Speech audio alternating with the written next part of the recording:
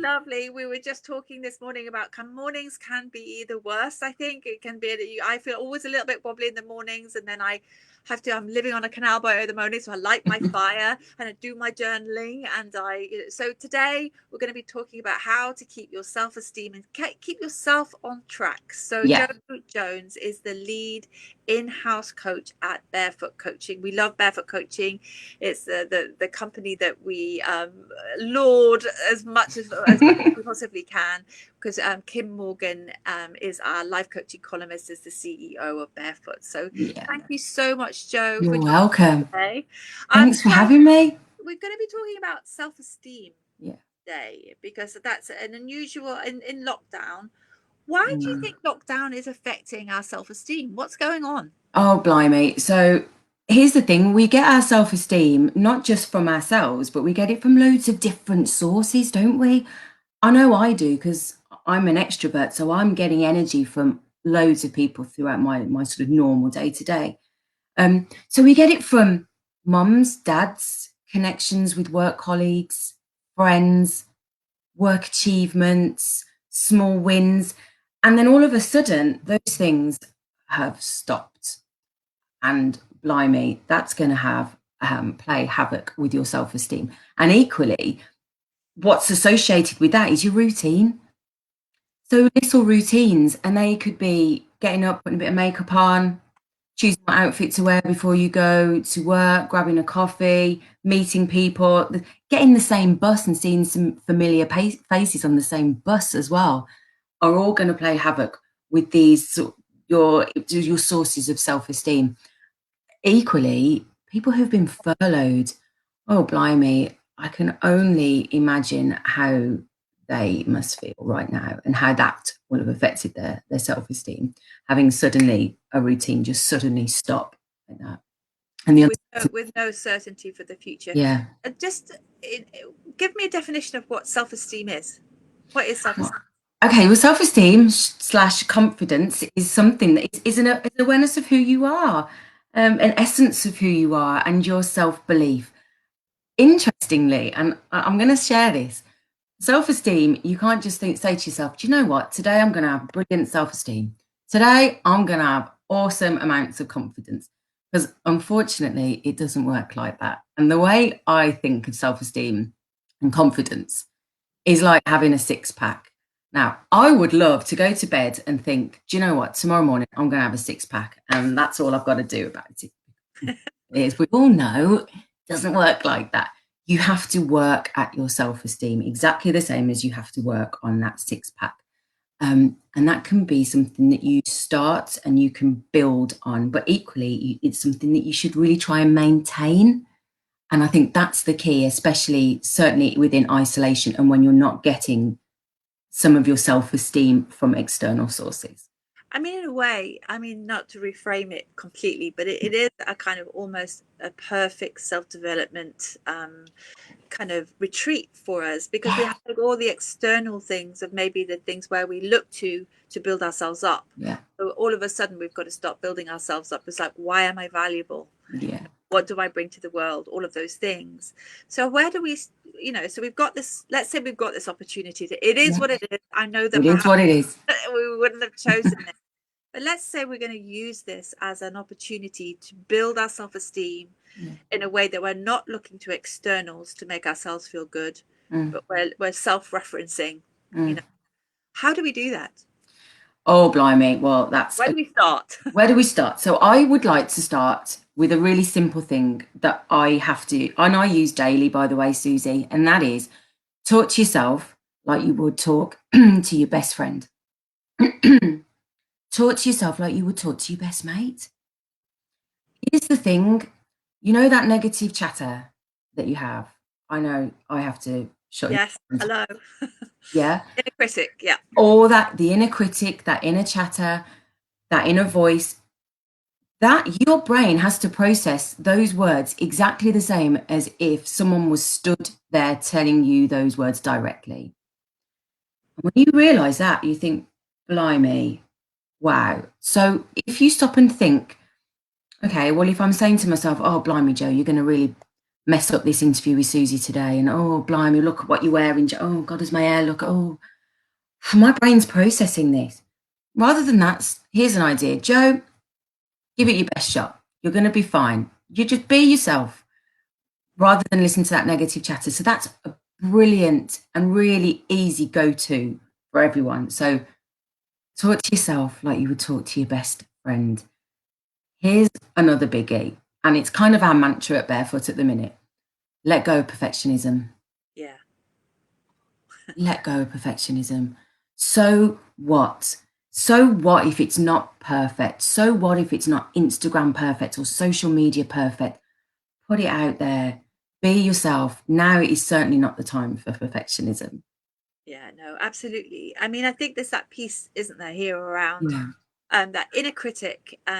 We call it the inner champion at Psychologies, you know, where we sort of, you kind of get it, we personify it. So we kind of make the critic this kind of, you understand, okay, that's that kind of grizzly. Well, mine's the kind of grizzly old woman telling me, kind of poking me, saying, for goodness sake, get up Yeah. and, you know, dye your hair properly or whatever it is. And then you've got the, you know, the inner coach saying, it doesn't matter, just be who you are. You're, you know, so it's listening to those messages, which is really important. But my worry is always is that if I listen to my inner champion, is that my standards would drop. So I think that's kind of linked to perfectionism, because I just think, I feel like that part of myself, the inner critic, kind of drives me a little bit, you know. So Yeah. how do we motivate ourselves in a way that you know, if I let go of that inner critic constantly kind of come on, which is slightly negative, then how do we motivate ourselves to kind of excel or to flourish? Blooming great question, and I love it. And I think it, simply it's around finding balance and finding a bit of order in that chatter. And for me, around we've said how negative and how impactful in a negative way that routines can have when they stop.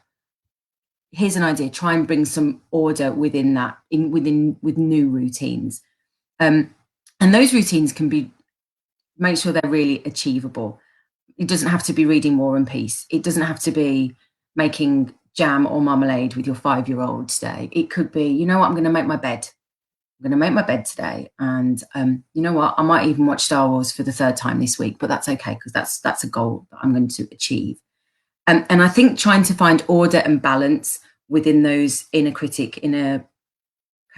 voices. So give your inner critic a job to do. So it's say, okay, Absolutely. yeah, but sort of say, okay, I understand that you're trying to, you know, so almost acknowledge what your inner critic is trying to do, which is create maybe order. And you know, it's that kind of bossy boot. It's like my inner bossy boots. Do you know what I mean? Like, come on, Yeah. gotta do this. Come on, don't, you know? It's like, it's a really annoying. It's like this kind of annoying school teacher who, you know, is just trying to get me to, you know, get to school on time or Yeah. get to the lesson on time.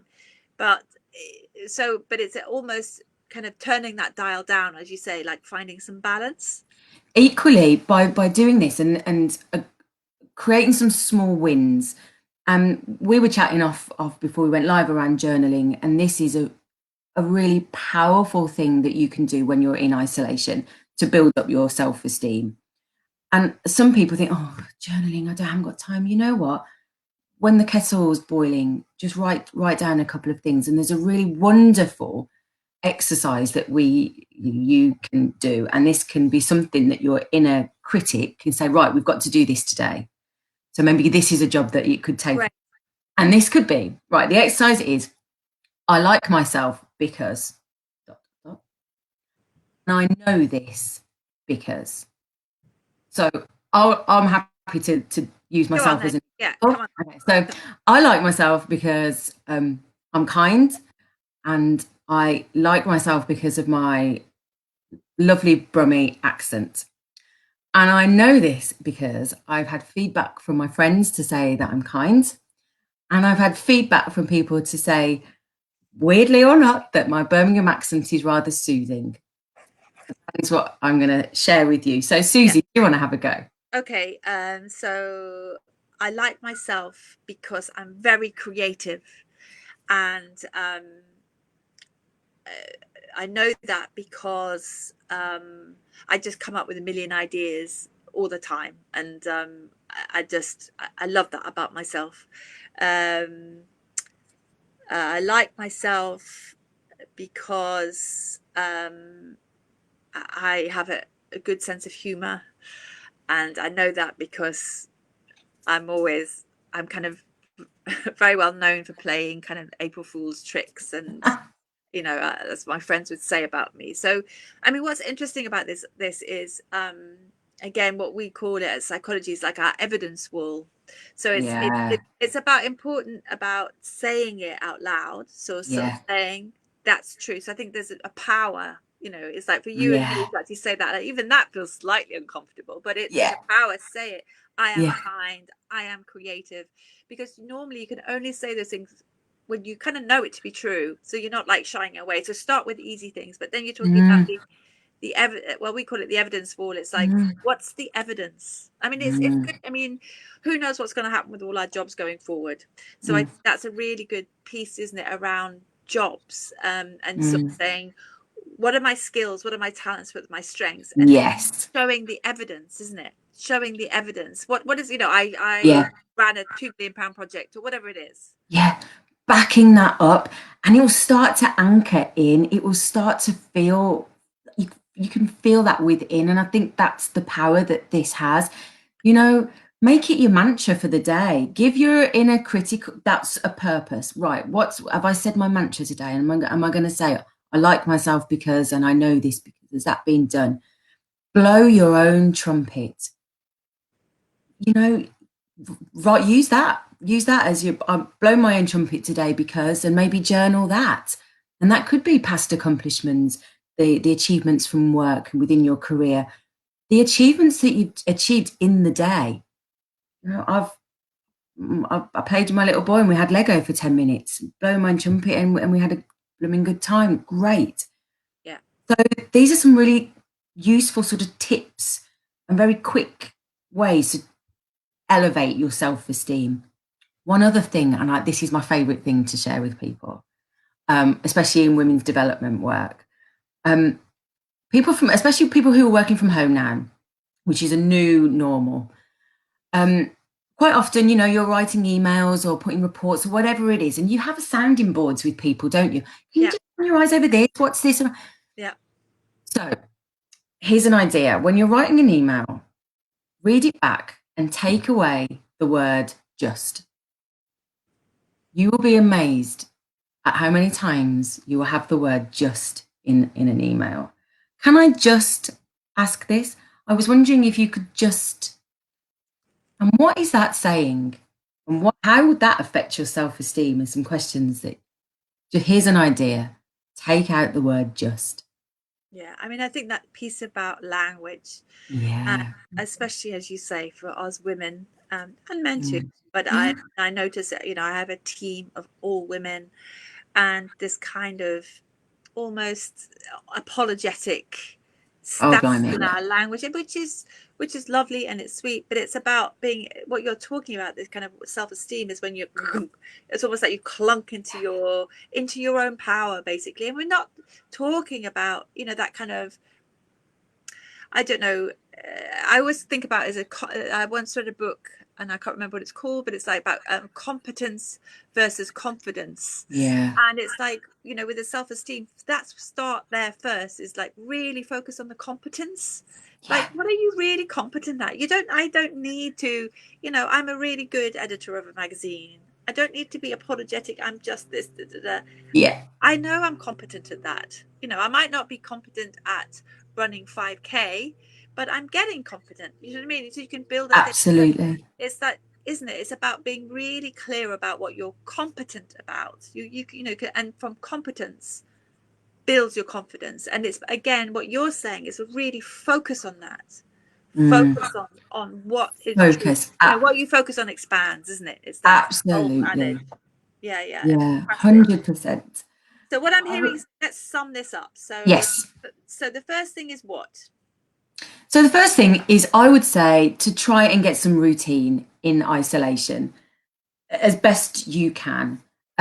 I read somewhere, I think it might have been an army general that said something like, if you've done one thing, just make your bed. Because then at the end of the day, you can look and say, well, I've accomplished something. So here's an idea. Just get some small routines within your day to day. Number two, talk to yourself like you would talk to your best friend. Lovely. To yourself like you talk to your best friend. I'll Yeah. say it again because that's how important it is. Try and stop comparing yourself to other people. I know how easy it is to scroll and, but be mindful, be aware, and have an awareness of how you're feeling when you're seeing other people's posts. Is it making you feel motivated? Is it making you feel great? Or is it affecting your self-esteem? If it is, maybe unfollow. Yeah. Yes. Um, let go of perfectionism. Yeah. Yeah. Perfectionism. Brilliant. Fantastic. Joe, these are fantastic tips. I feel, oh yeah, I totally resonate with what you're saying. So I mean, what, as coaches, it's interesting, isn't it? That Yeah. this idea of we get to see behind often. I mean, you and I have coached really wonderful and successful, brilliant women who seem to Yes. have really high self-esteem. I've been coached and I may seem to be all kind of, but we all have these things. We all have it. And we know that, as you say, it's because we're going to that almost self-development gym every day and we're working Oh, and it's focusing, isn't it? the self-development gym. Can I steal that, please? Yeah, you can. Thanks. But it is, isn't it? It's like the six pack for our soul. There you go. Six pack for the soul. That's what we need. Love it. Joe, thank you so much. So, Joe, Thank you. this is the lovely Joe Jones, who is the lead head coach for Barefoot Coaching. And Joe is going to be over at Instagram Live over the next few weeks, doing his broadcasting, giving really strong, brilliant tips to kind of build ourselves up during this time. So we can literally come out of this time of isolation with, as our self-development gym, as, exercise for our soul, so we can come out maybe stronger than Oh, where we went in. What a goal to aim for, Joe. And I'm so because I delighted mean, that you're joining us on our thank journey. you. Thank Here's to our six packs. you. Great, fantastic. Thank you, Joe. Lots of Thank you love. so See you much. soon. Bye bye. Bye. Bye bye. Bye. Okay, I think that's